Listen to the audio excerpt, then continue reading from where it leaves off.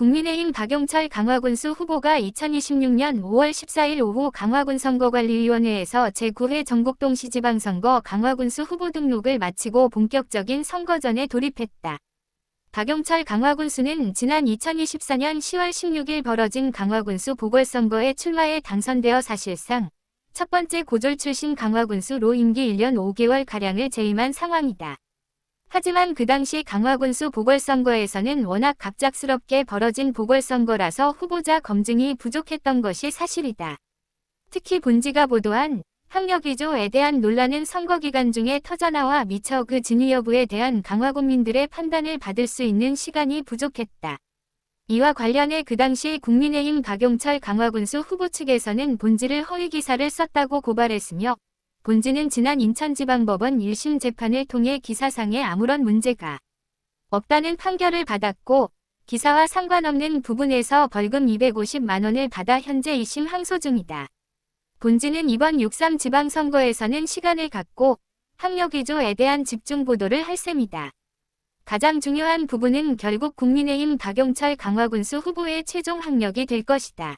국민의힘 박용철 강화군수 후보가 선관위에 제출한 학력사항을 보면 경기대학교 경영학사, 경영학 전공 부분이다.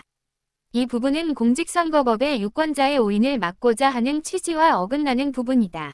국민의힘 박용철 강화군수 후보 측은 강화선관위와 유권 해석을 통해 아무런 문제가 없다는 주장을 하고 있지만 결과적으로 이것은 국민의힘 박용철 강화군수 후보가 최종 학력이 고졸인지 대졸인지를 밝히지 않는다면 결코 넘어갈 수가 없는 부분이다.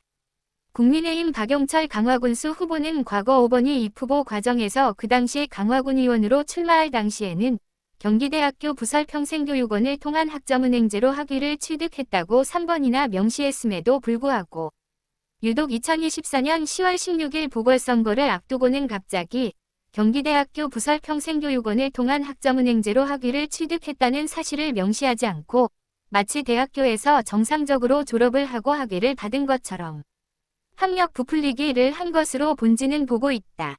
결국 국민의힘 박용철 강화군수 후보는 강화군민들에게 본인이 고졸 출신인지 대졸 출신인지를 명확히 밝혀야 할 것으로 보여진다.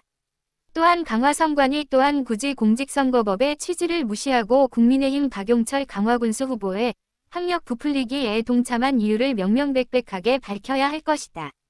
국민의힘 박용철 강화군수 후보 측에서 경기대학교 부설평생교육원을 통한 학점은행제로 학위를 취득했다는 부분을 삭제해도 되는지 물어왔는지에 대한 명확한 입장을 밝혀야 할 것이다.